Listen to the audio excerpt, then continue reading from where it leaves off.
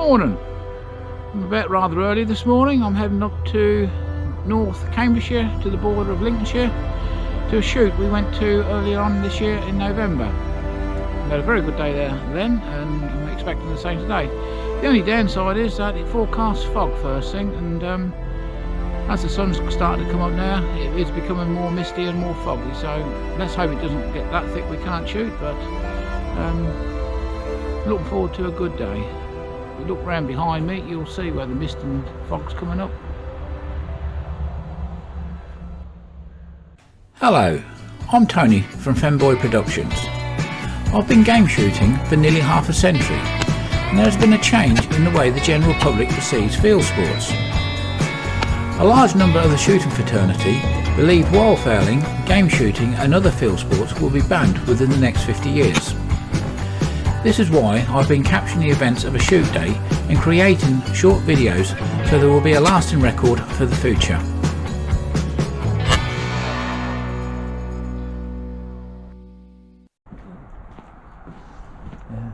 No muddy boots, thank you. I'm polishing my day. Meeting the guns first thing in the morning. Morning, sir. Good morning, how are you? How many hours have you been here? I've been here 5 minutes. I'll see your test, you're okay. Good morning. I'm clear. How are you? Yeah. So's the Williams. There's Pete, Alex, Elwood. Morning, morning. Good morning. Morning. Are you alright? Morning. Nice to see you. How are you? Yeah, I'm good, thanks. Morning. Thank you. Met you before, haven't we? Yeah. Everybody gets a bacon roll and a cup of tea and have time for a chat and socialising. Meet up with everybody.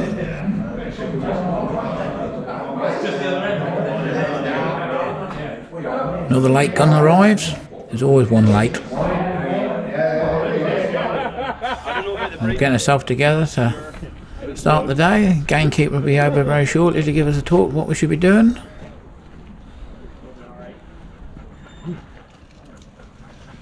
Back again. Back again. Can't keep away from the flatland, can you? No. And gamekeeper giving us a briefing. Burn it safe, take it by all means. We're shooting 10 guns a morning, right? Yeah. Heading out to the first drive. Love these sort of mornings when you've got a low sun and nice and frosty. Trouble is, I was looking at the sun, which makes it hard to see things coming towards you.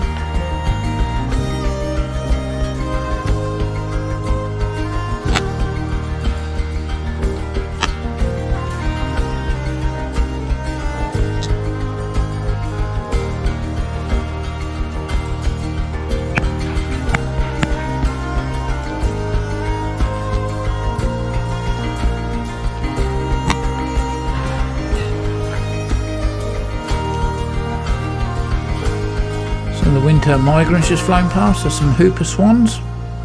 They're heading out to the second drive. The keeper had got us double gunned here because obviously throughout the season he'd realised where the birds were leaking out, and it does mean that we all get some shooting then. And we also get a bit more fun and banter going on because there's always some abuse if somebody misses something.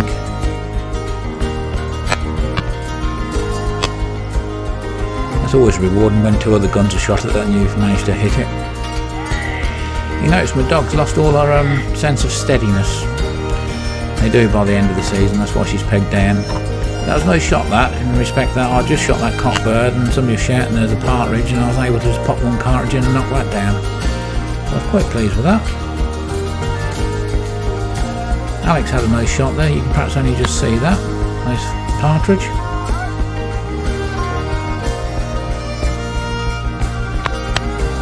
And same again, I think David had both barrels of that and I was able to knock that down. Dog's trying to run in again, I'm going to have a word with her.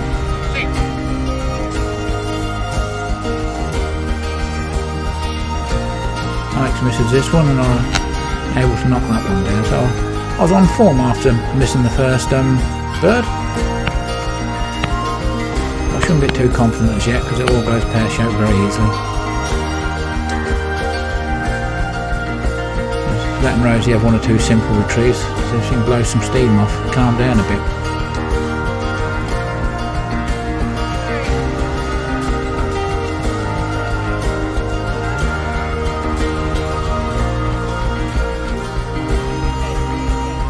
Oh yeah, somebody has to, don't they? Clear up the mess. Yeah, some good shooting there. They got them through the other way, didn't they? I think most people had a few shots out. Heading out to a third drive. This is generally a pretty good drive actually, but the birds always seem to come from different angles and directions. I don't know quite how it quite works. I did have a nice cockbird earlier on. That's a cockbird, you just can't see me shooting it, but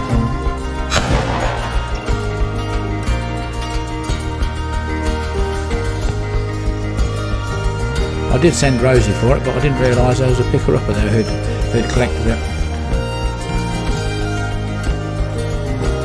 This is a wily old cock. He's been shot at several times this year. He's not going to get no height to him, so he's just dropped in there and run off into the cover. Can't blame him really. There's no shot there from Adam. I think he has a left and right here. I think there's another one come up behind him.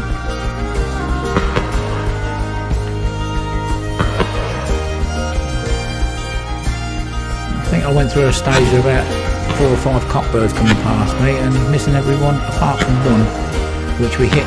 Well, I hit it quite hard. David hit it hard. And we did, at the end of the drive, me and Rosie did walk down to the end of the wood and we did actually find it hid up in the dike.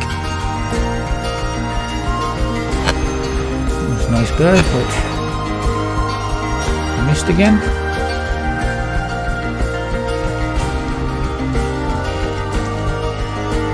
This is generally quite a good drive, but as it's the last day of their season, I think they've been shot out. There wasn't much come out of it at all. These birds have got that coot now, so they do leak out better, but this wasn't one of the better.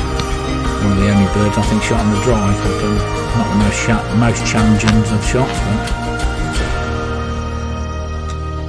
But the dog wanted to go for it again. So this is unusual on this shoot, that we go back to the shoot room for 11s. Not that I can complain, it's quite nice to just go back and sit down and have a bit of Prosecco and slow gin.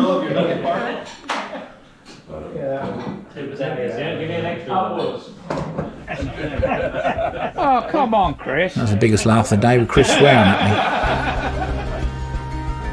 This is actually after lunch, this is. And, no, sorry, this is just after 11s. Started off with a hen bird.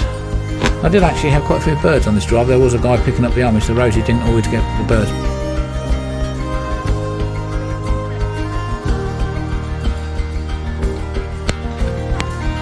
If you notice, the mud has got very claggy now. The frost has come out of the ground and we're carrying about half a stone on each boot, so it's a bit of a job to move about. You can see how heavy my... Look, I nearly fell over there because my feet are stuck to the ground in the mud.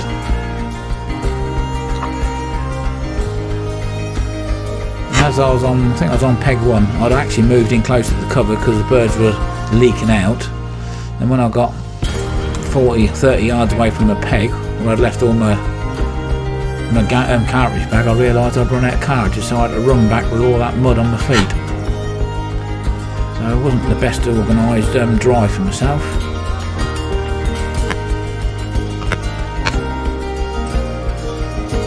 If off balance then, my gun needle flew out my left hand.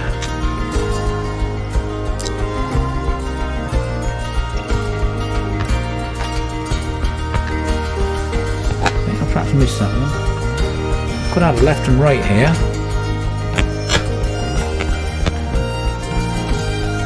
I just broke the gun and I'd only got one cartridge and I missed. Sod's law, isn't it? Never mind, they're there for another day. And I'll get another pocket full of cartridges.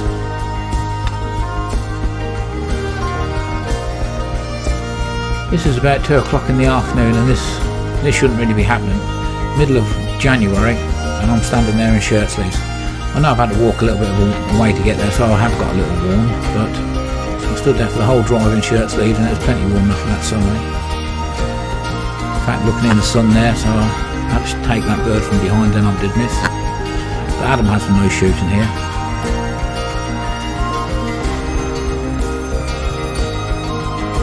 Takes this bird lovely.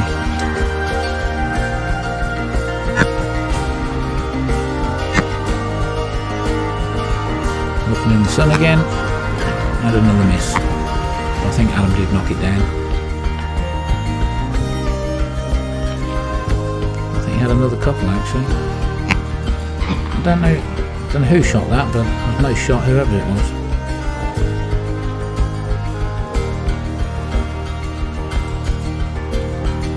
Same again, I believe. Yeah.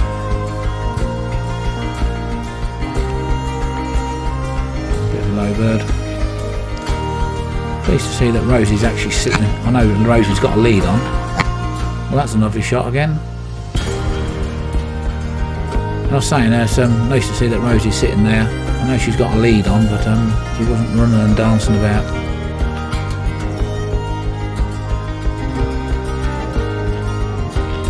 Birds all come out in the big flushy when the beater's got the end of the cover. Have that hen bird down.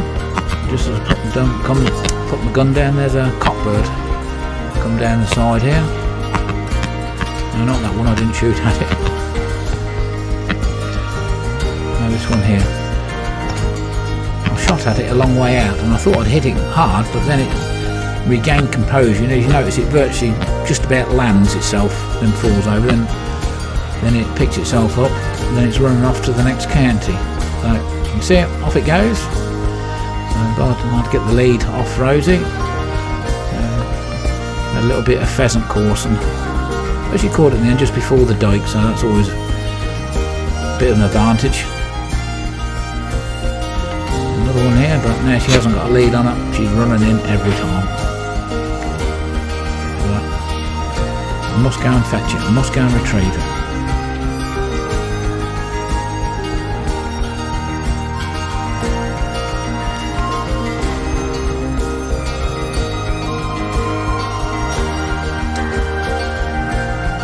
So this is the last drive of the day. I think we actually had 8 drives this day. And that bird came out a long way and the keeper shouted at me to shoot it, and I did actually knock it down, but you can see in the background there's been a better shot behind me.